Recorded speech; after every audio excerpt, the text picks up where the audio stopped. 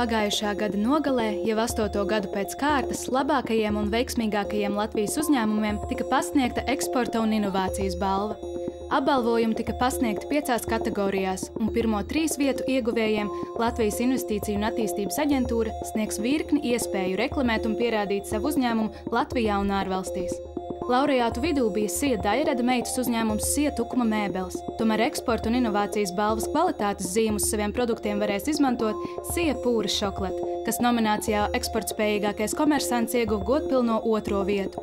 Uzņēmuma valde apliecina, ka pie sasniegtā neapstāsies, jo februārī paredzēta jaunas rūpnīcas celtniecība un uzņēmuma SIA šokolādes muzejs atklāšana. 17. janvārī Tukuma sarkanajā krustā Kurzemes ielā 5A notiks asinsdonoru diena, kurā ik viens vecumā no 18 līdz 65 gadiem tiek aicināts ziedot asinis valsts asinsdonoru centra krājumam. Kļūstot par asinsdonoru, tu veici savu veselības pārbaudi, kā arī palīdzi kādam, kuram asinis nepieciešams grūtā vai izšķirošā brīdī.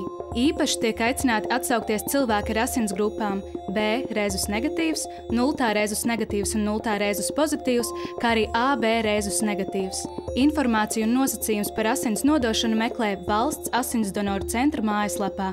Un atceries, 17. janvārī no 9 rītā līdz 1 dienā tu vari kļūt par asinsdonoru, jo varbūt kādreiz palīdzība būs vajadzīga arī tev.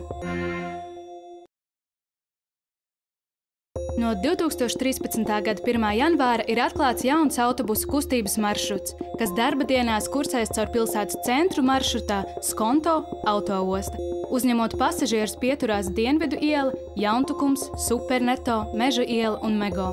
Sīkāka informācija par autobusu kustības sarakstu Tukuma pašvaldības mājaslapā.